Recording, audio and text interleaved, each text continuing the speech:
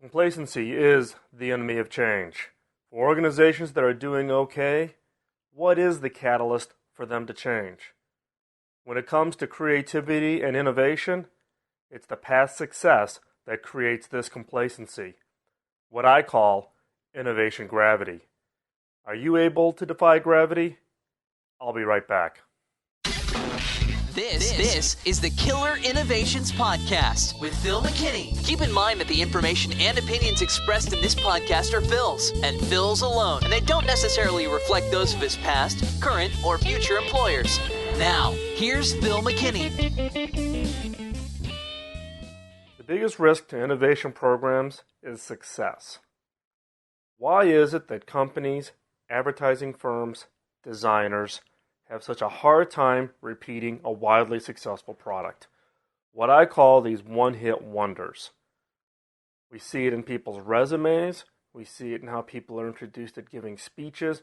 We see it on their book jackets when they write books. It talks about the past. And it's this success that breeds complacency. A level of complacency that drags on an organization's ability to be the market leader.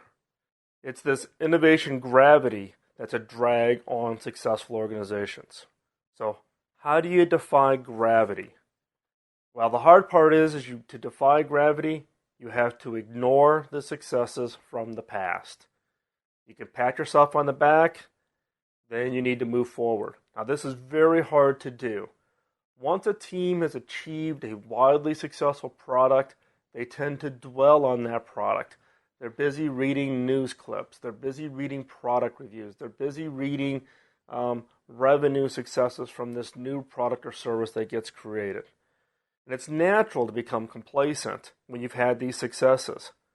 We feel that we found that magic formula. We've done it. We've achieved it. We've put this thing out there. It's changed the world. And we fool ourselves into thinking that if we repeat the same formula, we'll maintain our success. Once we've done it once and it was very hard and we've achieved this momentous goal, we think that the next time should be easier because it's a repeat. Well, it's not. In fact, to go out there and do that second product, third product, fourth product, you should set upon in your mind and in your team's mind that it's actually going to be harder than the first success, not easier. It's not about formula. It's about the idea. It's about raising the bar. And the key here is that you can never accept the same. You can't accept the same level of product or service, the same level of market response. You need to create challenges. You need to raise the bar for your organization. And you need to force you and your teams. You need to think about things like, okay, it took us 18 months to come out with this killer product. Can we reduce the cycle time for the next one and do it in 9 months? Can we make this next product twice as successful? So if you achieved a goal of a certain number of customers or a certain revenue, what's it going to take for the next product to be 2x or 10x that success level? Maybe it's about product quality or customer success or satisfaction with your product. Maybe you take that number and make it 3 times better. Whatever it is, you have to get out there and you've got to set new goals. You constantly have to raise the bar. Because if you keep the bar the same and you deliver the exact same product level the next time, where's the innovation in that? You've just turned into repeating. Now you're back into kind of a Six Sigma mode of minor improvements to improve the product for the next generation. If you truly are going to drive innovation, if you're truly going to change the market, you need to set the bar such that the result is distinctly different from anything else that's in the market. And remember, that's the definition of a killer innovation. It's something that the market will recognize as being distinctly different and will have a sustained advantage and a sustained differentiation in that marketplace. If you don't challenge, gravity will pull you down and your competitors will overtake you. If you become complacent, you've delivered the one success, you kind of fold your arms, you pat yourself on the back, gravity has already started to pull you back down.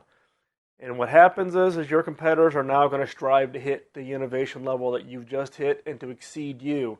So it's as Andy Grove always said, it's the paranoid that survive.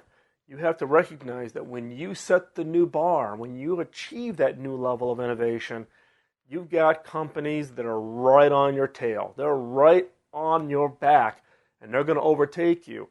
So if you don't challenge yourself, gravity pulls you down, and your competitors will overshoot you and take you out.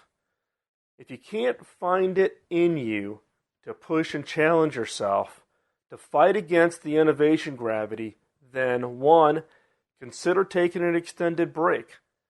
It's hard. It's a lot of effort in order to constantly be out there and pushing the innovation levels.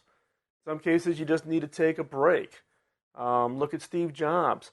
Steve, when the whole battle happened at Apple and he left and he went to Pixar, he had a break from Apple. He wasn't involved in the day-to-day. He was off doing something completely different. And then when he was brought back into Apple, he was fresh. He was able to think about it differently rather than being in there, having been there the whole time and constantly trying to drive the innovation curve.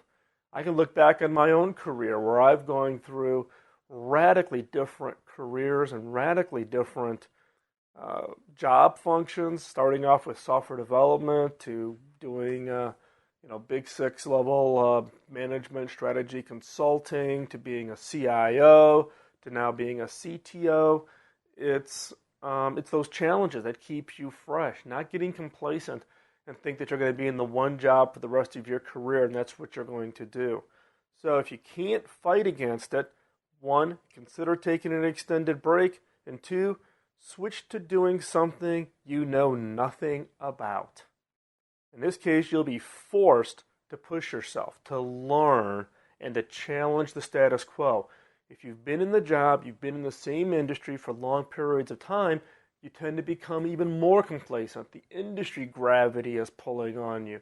The way the industry operates, gravity. All of this impacts your ability to continually fight against gravity and to make those innovation changes. So think about changing jobs. Think about changing the role on your team. Maybe you're the visionary. Maybe the next time is you let somebody else drive the vision, and maybe you drive another function on that team. Maybe it's a target customer market. Maybe it's an entire industry. Maybe you just need that change to stay fresh. Look within your organization to make that change, or look for other organizations to go to where you can be pushed and you can be challenged, where you can maintain that edge. Now the reality is only a small percentage of people can operate at that high level of performance on a sustained basis. It's extremely hard to do. You constantly have to check yourself. If you don't feel like hopping out of bed and rushing to the office, if you are kind of getting into a formula mode, if you're not feeling stressed from the standpoint of going into areas of the unknown, if it's everything that you've done in the past, you know how to do it, and you're just going through the motions, those are all signs that gravity has taken a hold of you and possibly your team and your organization, and your ability to innovate is going to be severely constrained. The key here is that you can be one of those. You can be one of those that is the small percentage of people who've operated at a high level of performance. But the only way to do this is to be sensitive to the fact that there is this thing called innovation gravity out there, and that you need to continuously fight against it.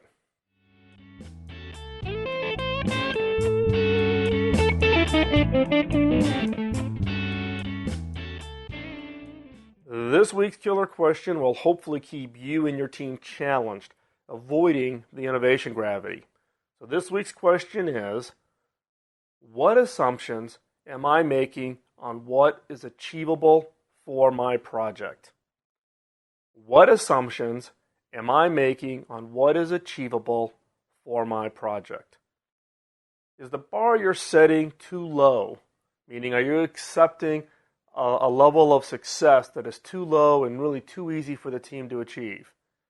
Are you setting the bar too high, which is also a risk, meaning you're going to push the team far beyond what is achievable?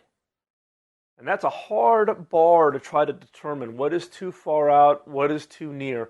But setting that bar is critical. Clearly defining that success goal line that when the team achieves it, they know that they have been successful. Are you simply trying to do just 10% better than before?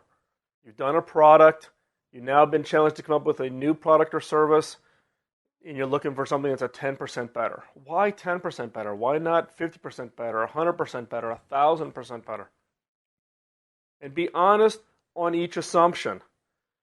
If that assumption is somehow linked to previous performance or industry performance, dig in and look at it. That's a flag that says that you've got a gravity effect on your thinking. The key here is be careful about linking your goals, the objectives for your team and for this product or service to previous success. So again, this week's killer question is, what assumptions am I making on what is achievable for this project?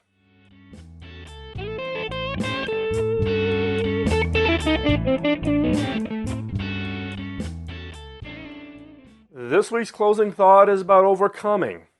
Throughout the creative process, you will struggle. I've struggled. People that have been in this space and who've come out with absolutely killer products have struggled. Everybody struggles. You struggle to overcome your self-doubt. Am I doing the right thing? Is this the right approach? Is this the right thing that the customers are going to like? You also get doubt by others. You get other people who are sitting on the sidelines saying, oh, is that really the smart way to do it? Or are you going about the right way? Why are we doing this innovation thing? And public criticism of your ideas if they're bold enough. And actually, in my case, if I'm not getting criticisms, I know that I'm not pushing hard enough. If I don't have people battling me day in and day out, then I know that I'm not pushing the organization and I'm not pushing the teams hard enough. The key here is don't give in. George Lewis said it best. Creativity can solve any problem. The creative act, the defeat of habit by originality, overcomes everything. And this quote is so good, I'm going to repeat it one more time. Creativity can solve any problem. The creative act, the defeat of habit by originality, overcomes everything.